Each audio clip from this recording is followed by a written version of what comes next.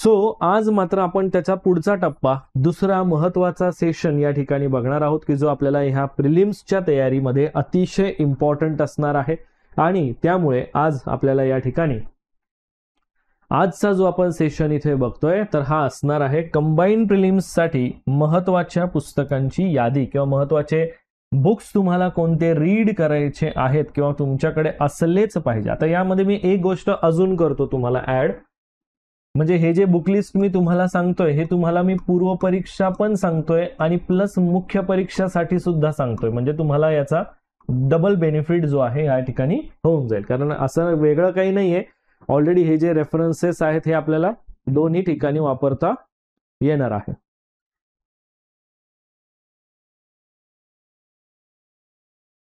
ठीक आहे, बरं. सो आजचा हा सेशन अगदी शॉर्ट असणार आहे मित्रांनो, कारण मला या पर्टिक्युलर सेशनच्या माध्यमातून तुम्हाला अतिशय इम्पॉर्टंट इन्फॉर्मेशन हीच प्रोव्हाइड करायची, की तुम्ही जे मी रेफरन्स बुक तुम्हाला या ठिकाणी सांगणार. आता बघा, कोणत्याही एक्झामची जेव्हा तुम्ही तयारी सुरुवात करतात ना, त्यात सगळ्यात कोर फॅक्टर असतो तो म्हणजे रेफरन्स बुकचा, क्लासेसचा, मार्गदर्शनाचा.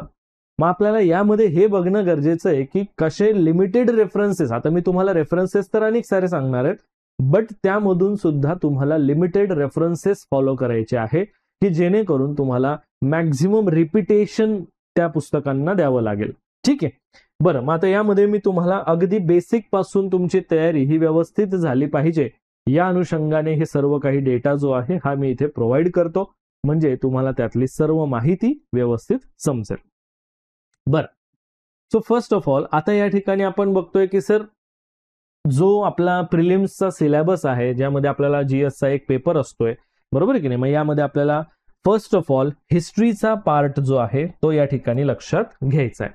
बरं, मग आता या ठिकाणी मी हे दोन भागांमध्ये तुम्हाला सांगतो. एका बाजूला मी तुम्हाला हिस्ट्री आणि एका बाजूला जिओग्राफी, याप्रमाणे तुम्हाला हा पूर्ण जो पॉइंट्स असतील किंवा हे जे घटक आहेत हे मी तुम्हाला थोडक्यात समजावून सांगतो, म्हणजे तुम्हाला या गोष्टी व्यवस्थित लक्षात येतील. ठीक आहे, बरं. सो आपण या ठिकाणी पहिल्यांदा हिस्ट्रीचा या ठिकाणी आपण सिलेबस बघतो, की हिस्ट्रीचा सिलेबस आपल्याला दिलेला आहे. आधुनिक भारताचा विशेषतः महाराष्ट्राचा इतिहास, आधुनिक भारताचा विशेष करून महाराष्ट्राचा इतिहास हा आपण या ठिकाणी बघतो. बरं, मग सर यामध्ये आपल्याला पूर्ण हिस्ट्रीचा जो अभ्यास आहे हा कसा करायचा, यासाठी पहिली गोष्ट तुम्हाला पीवायक्यू अनालिसिस करावं लागेल, म्हणजे तुम्हाला एक अंदाज येईल की कोणत्या विषयावर आपल्याला कशा प्रकारचे प्रश्न विचारले जातात. ठीक आहे, बरं. मग सर एक काम करा, आता यासाठी लागणारे रेफरन्स बुक आम्ही कोणते फॉलो करायचे आहेत. फर्स्ट ऑफ ऑल सर्वांनी क्लास 6 to 12th पर्यंतचे स्टेट बोर्ड जे आहे, पहिला जो पॉइंट तुम्हाला इथे लक्षात घ्यायचा आहे तो म्हणजे state board. State board class 6 to 12 पर्यंतचं स्टेट बोर्ड तुम्हाला इथे रीड करायचं आहे. हे कंपल्सरी आहे. स्टेट बोर्ड रीड करणं हे कंपल्सरी आहे. आणि या स्टेट बोर्ड मध्येच ओल्ड 11वीचा जो महाराष्ट्र हिस्ट्री आहे, 11वीचा जुना महाराष्ट्राचा इतिहासाचं पुस्तक, तर हे तुम्हाला वाचावं लागेल. आणि हे अगदी मी जे पॉइंट्स तुम्हाला सांगतोय, हे रेफरन्सेस सांगतोय, हे मॅन्डेटरी आहे. ठीक आहे, हे कंपल्सरी रेफरन्स बुक आहे की जे तुम्हाला वाचावेच लागणार आहेत. स्टेट बोर्ड की जे तुम्हाला अगदी बेसिक पासूनचा डेटा प्रोव्हाइड करेल. सिमिलरली ओल्ड 11वीचं जे महाराष्ट्राचं स्टेट बोर्डचं जे पुस्तक आहे ते तुम्हाला इथे वाचावं लागेल.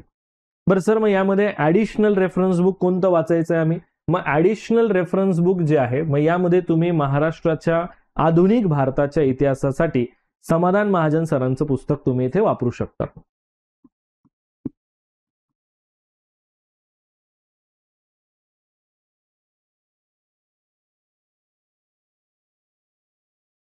समाधान महाजन सरांचं बुक आहे, ज्यामध्ये आपण म्हणतोय की आधुनिक भारताचा इतिहास, आधुनिक भारताचा इतिहास हे पुस्तक जे आहे हे तुम्हाला वाचावं लागेल. आणि जसं की इथे तुम्हाला दिलेले विशेषतः महाराष्ट्राचा, तर मग या ठिकाणी तुम्हाला गाठाळ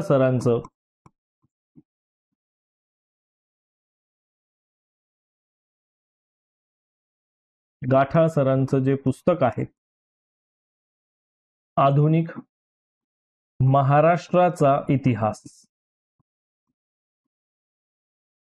तो हे जे पुस्तकं आहेत हे तुम्हाला इथे वाचावं लागणार आहे. समजते. लिमिटेड सोर्स सांगितलेलं आहे, एक भारतासाठी आहे, एक महाराष्ट्रासाठी आहे, बाकी तुमचा बेसिक डेटा आहे की जो बेसिक डेटा तुम्हाला फॉलो करायचा आहे. समजतं, म्हणजे वेगळं काही करायला लावत नाही मी तुम्हाला. अगदी लिमिटेड रेफरन्सेस आपण फॉलो करायचे की ज्या लिमिटेड रेफरन्सेस मधून आपल्याला अगदी टू द पॉइंट इन्फॉर्मेशन जी आहे एक्झामच्या दृष्टिकोनातून ती या ठिकाणी अभ्यासायला मिळेल. सो हा झाला तुमचा पहिला पॉइंट की ज्यामध्ये तुम्हाला हे समजलं की हिस्ट्रीसाठी आपल्याला कोणते रेफरन्सेस वापरायचे आहेत. बरं सर, दुसरा जो पॉइंट आहे तो काय आहे? मग दुसरा पॉइंट आपण या ठिकाणी बघणार आहेत तो म्हणजे या ठिकाणी जिओग्राफीचा. की सर जिओग्राफीमध्ये सिलेबस काय दिलेला आहे की महाराष्ट्राच्या भूगोलाच्या विशेष अभ्यासासह, म्हणजे इथे तुम्हाला महाराष्ट्राच्या भूगोलाला थोडंसं जास्त वेटेज असेल. मग यासोबत तुम्हाला पृथ्वी, जगातले विभाग, हवामान, अक्षांश, रेखांश, महाराष्ट्रातील जमिनीचे प्रकार, पर्जन्य, त्याच्यानंतर प्रमुख पिकं, शहरं, नद्या, उद्योगधंदे ह्यासारखे घटक जे आहेत हे तुम्हाला इथे विचारले जातात. बरं, मग यासाठी सर आता या जिओग्राफी सब्जेक्टचा जर विचार केला तर जिओग्राफीसाठी फर्स्ट ऑफ ऑल तुम्हाला ॲज इट इज माहिती आहे की स्टेट बोर्ड हे क्लास 6 to 12 हे तुम्हाला वाचावंच लागणार आहे.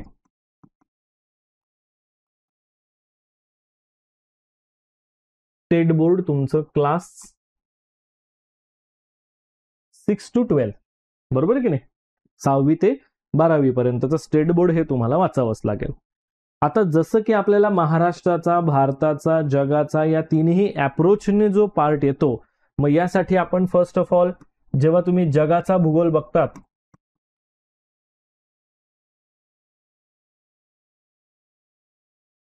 जगाचा भूगोल, त्याच्यानंतर तुम्हाला भारताचा भूगोल. आता जगाचा भूगोलसाठी तुम्ही दीपस्तंभ पब्लिकेशनचं पुस्तक वापरू शकतात.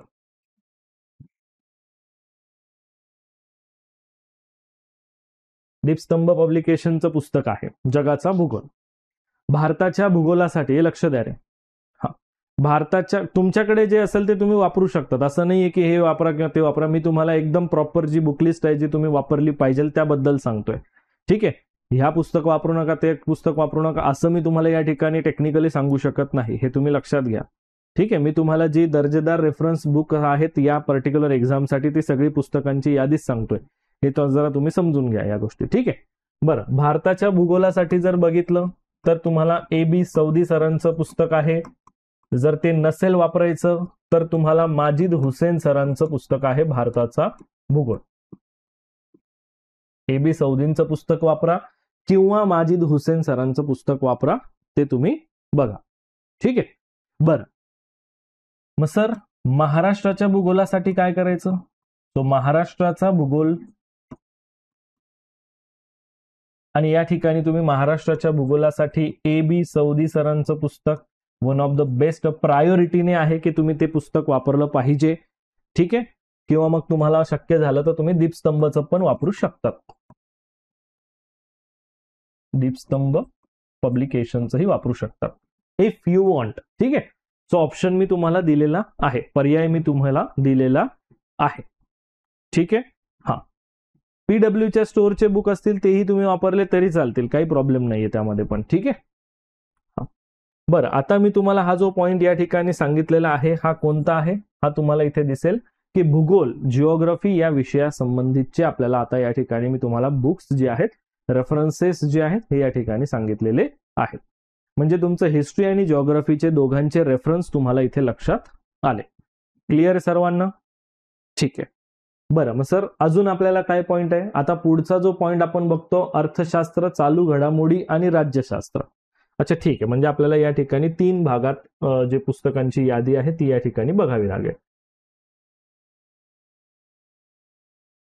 ठीक आहे, बघा लक्ष द्या आता व्यवस्थित या सगळ्या गोष्टींकडे. आता इथे फर्स्ट ऑफ ऑल आपण बघणार आहोत अर्थशास्त्र किंवा अर्थव्यवस्था हा जो एक विषय आहे त्या संदर्भातली माहिती. आता अर्थव्यवस्थेचा अभ्यासासाठी तुम्हाला first of all only and only me तुम्हाला लिमिटेड रेफरन्सेस सांगतो या ठिकाणी, ज्याच्या व्यतिरिक्त तुम्हाला काहीही करायचं गरज नाही. एक तर म्हणजे प्रायोरिटीने मी जे तुम्हाला सांगेल ते म्हणजे किरण देसले सरांचं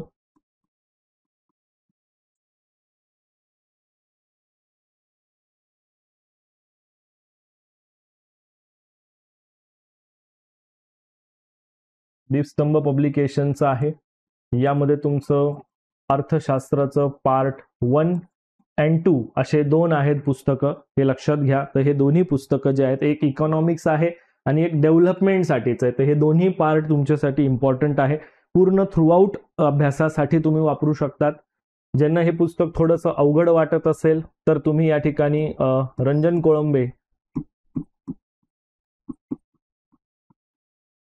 कोळंबे सरांचं पुस्तक जे आहे हे तुम्ही इथे वापरू शकतात, भारतीय अर्थव्यवस्था. सो हे पुस्तकही तुम्ही इथे वापरू शकतात तुमच्या पूर्ण या इकॉनॉमिक्सच्या तयारीसाठी. And this is the only sources. याच्या व्यतिरिक्त तुम्हाला दुसरं काहीच करण्याची गरज नाही, हे मी इथे तुम्हाला खात्रीने 100% इथे सांगतोय. हे जरा लक्षात असू द्या. कळलं सर्वांना? ठीक आहे. पुढचा जो पॉइंट आहे तो म्हणजे करंट अफेअर्सचा, चालू घडामोडीशी संबंधित माहिती. मग सर करंट अफेअर्ससाठी काय करायचंय? तर करंट अफेअर्ससाठी तुम्ही एकंदरीत आपल्या पीडब्ल्यूच्या प्लॅटफॉर्मवर पण तुम्हाला मॅगझिन मिळत असतंय. ठीक आहे. मग सोबतच तुम्हाला परिक्रमा असेल, त्याच्यानंतर तुम्हाला अजून सिम्प्लिफाईड डायरी आहे, इयरबुक आहे.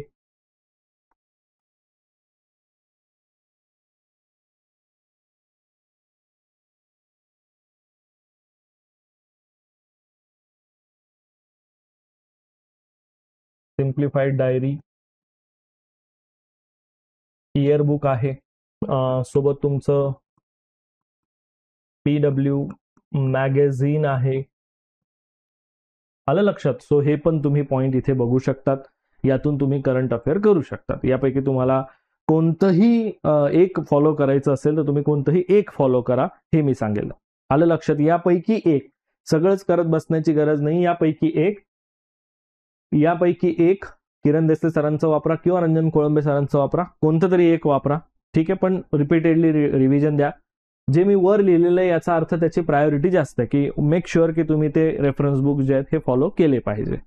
आलं लक्षात सर्वांना? सो हे रेफरन्सेसचं पॉइंट आहे. बरं, अजून पुढचा पॉइंट काय येतो? पुढचा पॉइंट आहे तो म्हणजे की सर राज्यशास्त्र विषयाचा. राज्यशास्त्र या विषयासाठी तुम्हाला 2 रेफरन्सेस फॉलो करायचे आहेत. पहिलं, राज्यघटनासाठी एम लक्ष्मीकांत, राज्यघटनासाठी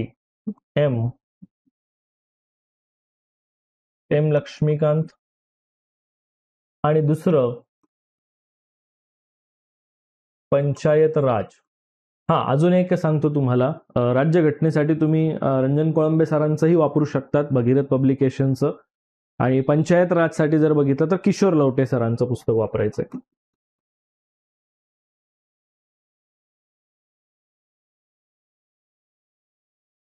किशोर लवटे सरांचं पुस्तक. ठीक आहे.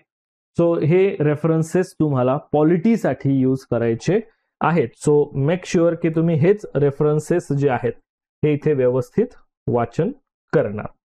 आलं लक्षात सर्वांना? प्रत्येकाचा पॉइंट जो आहे हा मी तुम्हाला इथे दिलेला आहे, की कोणत्या सब्जेक्टसाठी कोणतं रेफरन्स बुक जे आहे हे तुम्हाला फॉलो करायचं आहे. तर पॉलिटीसाठी जे दिलेलं आहे ते तर तुम्हाला मॅन्डेटरी तेवढंच करायचं. त्याच्यापैकी दुसरं तुम्हाला काही करत बसण्याची गरज नाही, हे मी तुम्हाला 100% सांगतो. ठीक आहे. याच्या व्यतिरिक्त तुम्ही काही नाही वाचलं तरी चालेल, हे लक्षात असू द्या. बरं सर, ठीक आहे. अजून आपला पुढचा जो सब्जेक्टचा पार्ट येतो, तर पुढच्या सब्जेक्ट्ससाठी कोणते कोणते रेफरन्सेस आपल्याला इथे रीड करावे लागतील. तर इथे पण 3 सब्जेक्ट्स आहेत.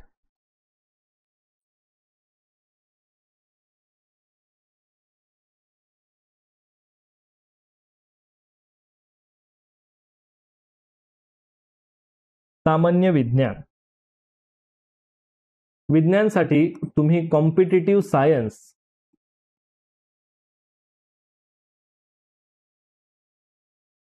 आपल्या प्लॅटफॉर्मवर अनिल कोलते सर आहेत, त्यांचंच पुस्तक आहे.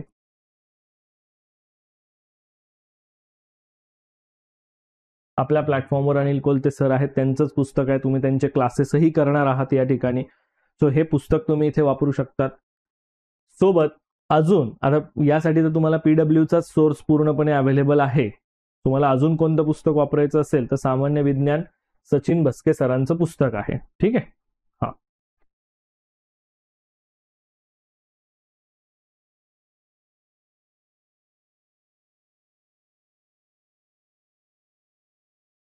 तुम्हाला हे दोन ऑप्शन्स या ठिकाणी आहेत, दोन पैकी तुम्ही कोणतंही एक वापरू शकतात.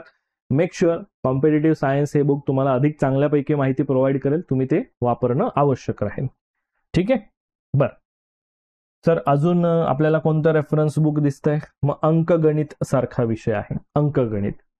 आता अंकगणित आणि बुद्धिमत्ता या दोघांच्याही अप्रोचने जर सांगायचं झालं, दोघंही अप्रोचनुसार, तर मी तुम्हाला दोघांचा एकत्रितच पॉइंट एका ठिकाणी सांगतो. मग यासाठी पहिली गोष्ट, तुम्हाला गणित आणि बुद्धिमत्तासाठी सचिन बस्के सरांचं पुस्तक आणि magics of math Nitin Mahale सरांचं पुस्तक.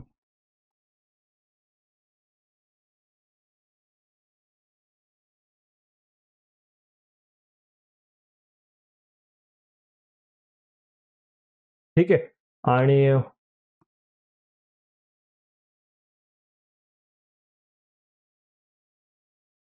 Magic of math Nitin Mahale सरांचं पुस्तक. ठीक आहे. सो ह्या गोष्टी आपण इथे लक्षात घ्यायच्या.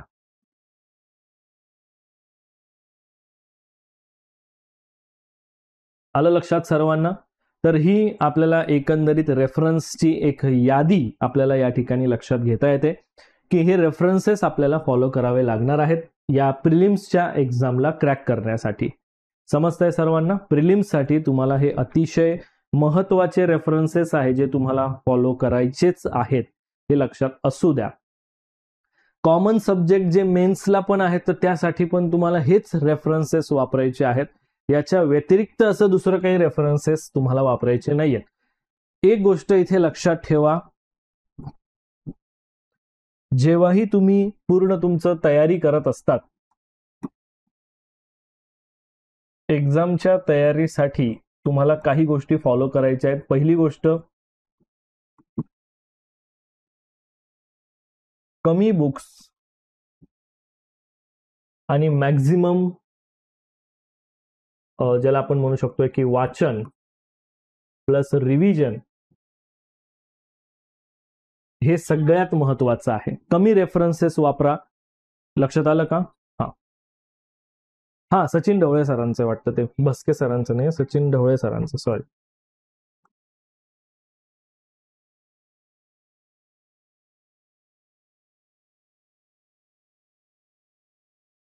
बरोबर बरोबर बरोबर. ठीक आहे. हा मग मॅथ्ससाठी तुम्हाला सांगितलं सचिन ढवळे सरांचं पुस्तक तुम्ही ते वापरू शकता. हा मी काय सांगत होतो की एक लक्षात ठेवा, एक्झामची जी पण तुम्ही तयारी करतायत यासाठी one of the most thing की लिमिटेड तुमच्याकडे बुक्स असले पाहिजे. त्या बुक्सला तुम्ही मॅक्झिमम वाचन केलं पाहिजे, मॅक्झिमम रिव्हिजन तुम्ही दिली पाहिजे, याचा तुम्ही थोडक्यात विचार करायचा आहे, हे लक्षात असू द्या. कळतंय सर्वांना? जर तुम्हाला सेफ साईड जायचं असेल, मेरिट किती लागतं, तर यासाठी मी तुम्हाला एक गोष्ट सांगून देतो. सेफ झोन म्हणजे अत्यंत सेफ झोन मी बोलतोय तुम्हाला. सेफ झोन जर बघितला तर प्रिलिम मध्ये तुम्ही 60+ टार्गेट ठेवा आणि मेन्स एक्झाम मध्ये 140+ टार्गेट ठेवत चला. कळतंय सर्वांना? ह्या टार्गेटने तुमचा अभ्यास असला पाहिजे. इथं 140 145 याच्या वरच टार्गेट ठेवा. समजतंय? याला 140 पेक्षा मी 145 सांगतो तुम्हाला की याच्या वरच तुम्ही टार्गेट ठेवत चला. समजतंय? हा. सो ही गोष्ट तुम्ही लक्षात ठेवायची आहे, याचा विचार करा. That's it. कळलंय सर्वांना? एव्हरीवन? ठीक आहे. बरं, मग सर आता मॅक्झिमम वाचन जर आपण बघितलं तर तुम्हाला रिपिटेशन जास्त देणं आहे, मग त्यासाठी तुम्हाला रिव्हिजन करणं हे जास्त आवश्यक राहील. रिव्हिजनसाठी तुम्ही एक स्पेसिफिक शेड्यूल बनवणंही आवश्यक असणार आहे. म्हणजे जेव्हा तुम्ही पूर्ण अभ्यास करतात तर तुमचं वीकमध्ये तुम्ही एखादा दिवस 2 दिवस तुम्ही असं ठरवून घ्या की ह्या दिवशी मी फक्त रिव्हिजन देणार आहे, किंवा हा जो दिवसाचा शेड्यूल असणार आहे हा माझा फक्त रिव्हिजनचा शेड्यूल असणार आहे. कारण जितकं तुम्ही त्याला रिव्हिजनला प्रायोरिटी देणार ना, तर तेवढ्या प्रायोरिटीने तुमचा तो अभ्यास चांगला होत जाईल. कळतंय सर्वांना? तर रिव्हिजन देणं हे तुम्ही आवश्यक आहे, आणि मी म्हणेल की सगळ्यात जास्त आवश्यक आहे, हे लक्षात ठेवा. बरेच जण काय करतात की सर हे पुस्तक घेतो ते पुस्तक घेतो, असे अनेक सारे पुस्तकं गोळा करतात, मग नंतर कन्फ्यूज होतं की कोणत्या पुस्तकातून काय वाचू. एक लक्षात ठेवा, एक पुस्तक तुम्ही जितक्या जास्तीत जास्त वेळा वाचणार तेवढ्या जास्तीत जास्त गोष्टी तुम्हाला त्यातून कळतील. लक्षात आलं का? तेवढ्या जास्तीत जास्त कन्सेप्ट तुम्हाला त्यातून चांगल्या समजतील. ओनली बिकॉज ऑफ मॅक्झिमम रिडिंगमुळे, रिपिटेशन दिल्यामुळे तुम्हाला त्या गोष्टी अधिक चांगल्यापैकी समजतील. मग जर ते चांगलं समजायचंय तर हा रूल जो आहे हा तुम्ही इथे फॉलो करणं गरजेचं आहे. दुसरी गोष्ट,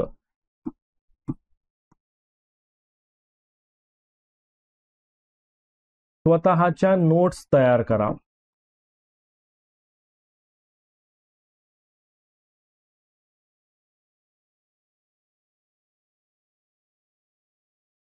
दुसऱ्याच्या वापरूच नका. कळतंय का? दुसऱ्याच्या नोट्स वापरूच नका हा दुसरा रूल आहे. कारण बघा, ज्यावेळेस तुम्हाला एखादी गोष्ट व्यवस्थित समजते पूर्णपणे, त्यावेळेस तुम्ही तिला तुमच्या पद्धतीने नोट्समध्ये मांडत असतात. जसं की तुम्ही दुसऱ्या कोणाच्या नोट्स आणल्या तर ते त्याला समजले त्या पद्धतीने, म्हणून त्याने तशा नोट्स तयार केलेल्या, ते तुम्हाला नाही कळणार. कारण प्रत्येक नोट्सचा एक सेपरेट फ्लो असतो, बरोबर की नाही? तो एक फ्लो मेंटेन ठेवला जात असतो, जो की तो पर्टिक्युलरली तो स्वतःला समजेल. आणि हेच रूल तुम्हाला फॉलो करायचं आहे की तुम्हाला तुमच्या नोट्स बनवायच्या आहेत, स्वतःच्या नोट्स, की ज्या अगदी व्यवस्थित मोजक्या शब्दांमधल्या कंपाईल स्वरूपाच्या आणि तुम्हाला लवकर समजतील अशा स्वरूपाच्या असतील. त्यासाठी दुसऱ्याच्या नोट्स जे आहेत हे वापरूच नका. मी तुम्हाला हे डायरेक्टली इथे सांगतोय. स्वतःच्या नोट्स बनवा. क्लासमध्ये तुम्ही जे ऐकतात, समजून घेतात, ते तुम्ही स्वतःच्या हाताने बनवलेल्या नोट्स वापरत चला. कारण याचं रिव्हिजन देणं हे तुम्हाला खूप सोपं जाईल. जेव्हा तुम्ही स्वतः तुमच्या नोट्स बनवणार आणि त्याला रिव्हिजन देणार ना, ते तुम्हाला जास्त बेनिफिशियल ठरेल, रादर दॅन तुम्ही कोणाच्याही मार्केटमध्ये 20-25 रुपयाला नोट्स भेटतात आणि ते घेऊन येतात, तर ते तुमचं नुकसान होतंय त्याच्यामध्ये. तुम्ही 20-25 रुपये तर तिथे देतायत, बट तुम्ही तुमचा जो प्रिपरेशन टाइम आहे तो तुम्ही अजून एखाद्या वर्षाने वाढवून घेतला असं मी स्पष्ट म्हणू शकतो या ठिकाणी. सो बेटर ऑप्शन आहे की जी मेहनत तुम्ही घ्यायला सुरुवात केलेली आहे तर ती स्वतःच घ्या ना, कशाला शॉर्टकट मारताय त्याच्यामध्ये. सो यासाठी तिसरा रूल मी तुम्हाला सांगेल पूर्ण तयारीसाठी, नो शॉर्टकट. लक्षात आलं का? कोणताही शॉर्टकट मारू नका. कळतंय? हा, कोणताही शॉर्टकट या ठिकाणी मारू नका. जे आहे, जी प्रोसेस आहे ती प्रोसेस फुल्ली फॉलो करा. जी अभ्यासाची तुमची प्रोसेस असणार आहे ती प्रोसेस प्रॉपरली फॉलो करा, प्रॉपर अभ्यास करा. यात कोणताही शॉर्टकट नाहीये की जेणेकरून तुम्हाला अगदी त्या शॉर्टकटने तुम्ही ते अचीव करून टाकणार, असं काही नाही. शॉर्टकटने ऑलवेज तुम्हाला मोठा फेरा पडत असतो, हे लक्षात घ्या.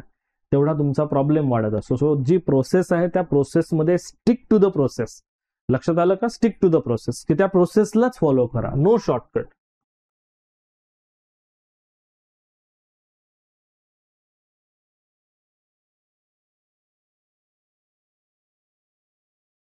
कंप्लीट प्रोसेस फॉलो करा अभ्यासाची व्यवस्थित.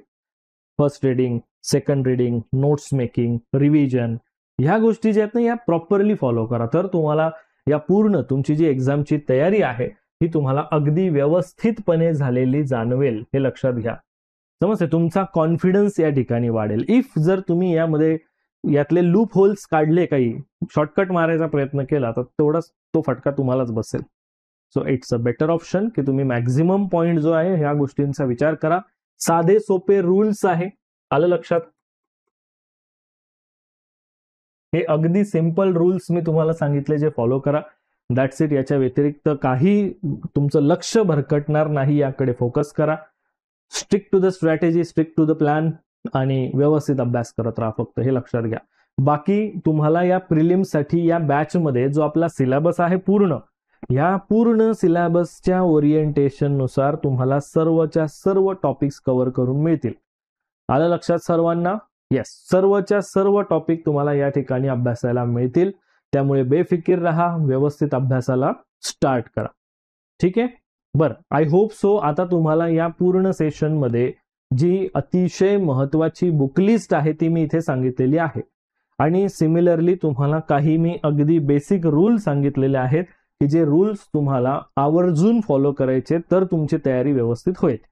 बरेचसे विद्यार्थी आहेत की हा ठीक आहे सर सांगतातच, सरांचं कामच आहे सांगणं, आपण आपल्याला पटेल ते करायचं. जर तुम्हाला तसं वाटत असेल सो मेक शुअर, मी आत्ताच सांगून देतो की पुढचे 2-4 वर्ष तुमच्या तयारीचे तुम्हाला घालवावे लागतील. ठीक आहे, जे आहे ते मी तुम्हाला अगदी प्रॅक्टिकल बोलतोय. जर तुम्ही स्ट्रॅटेजी, स्पेसिफिक स्ट्रॅटेजीला कन्सिस्टंट फॉलो करत असाल तर तुम्हाला त्याचं रिझल्ट हा लवकर मिळेल. रेकॉर्डेड व्हिडिओ बॅचची व्हॅलिडिटी पर्यंत तुम्ही पाहिजे तेवढ्या वेळा बघू शकता, त्यात काहीच प्रॉब्लेम नाहीये. रिव्हिजन कसं करायचं, तर रिव्हिजनसाठी तुमचं स्वतःचं टाइम मॅनेजमेंट करा आणि त्यात रिव्हिजनसाठीचं सेपरेट शेड्यूल बनवा. कळतंय का? म्हणजे हप्त्यातून एखाद दिवस किंवा हप्त्यातून 2 दिवस ठरवून टाका की फॉर एक्झाम्पल मी या दिवशी फक्त रिव्हिजन करणार, जो झालेला अभ्यास आहे त्या गोष्टींना मी रिपिटेशन देणार, रिव्हिजन देणार. हे तुमच्यावर आहे की तुम्ही ते मॅनेजमेंट कसं करता. आफ्टर ऑल टाइम मॅनेजमेंट हे इंडिव्हिज्युअल टू इंडिव्हिज्युअल वेगवेगळं असणार आहे, कारण प्रत्येक जण अभ्यासाला किती टाइम देतो तो पण टाइम वेगवेगळा असणार आहे. त्यातल्या त्यात जो टाइम देतोय त्यात त्याचा ऍक्च्युअल अभ्यास किती होतो हे पण वेगवेगळं असणार आहे. त्यामुळे ही गोष्ट तुम्हाला ठरवावी लागेल. कळतंय? हे तुम्हाला डिसाईड करावं लागेल की तुमचं दिवसाचं शेड्यूल कसं आहे, त्यात तुम्हाला किती अभ्यास होतोय, मग त्यानुसार मला किती रिव्हिजन करावी लागेल, सगळ्या गोष्टी. समजतंय का? येस. ओके. आय थिंक तुमचं स्ट्रॅटेजी सेशन या वीक मध्ये आहे फक्त वाटतं, आणि नेक्स्ट वीक पासून तुमचे सेशन्स चालू होणार आहेत. ठीक आहे. हा, ओके. हा, पीवायक्यू अनालिसिस पण तुम्हाला करावंच लागेल. पीवायक्यू अनालिसिस पण तुम्हाला करावं लागेल. ते कसं करायचंय, काय करायचं क्लासेसमध्ये तुम्हाला सांगितलं जातं हळूहळू सगळ्या गोष्टी. बघा, बाकीच्या गोष्टींचं एवढं बॉदरेशन घेऊ नका. काही गोष्टी जेव्हा तुम्ही त्या फ्लो मध्ये येणार ऑटोमॅटिक तुम्हाला समजायला लागेल की ते कसं घडतंय. त्याचं टेन्शन नका घेऊ. ठीक आहे. Okay. So I hope all of you guys आजचा हा पूर्ण सेशन तुम्हाला व्यवस्थित छानपैकी समजलाय. कंबाईनच्या प्रिलिम्ससाठी जेही काही महत्वाचे बुक्स आहेत, पुस्तकं आहेत, हे मी तुम्हाला थ्रूआउट पूर्ण या ठिकाणी सांगितलेले आहेत, ज्याचा तुम्ही व्यवस्थित विचार करा. ठीक आहे.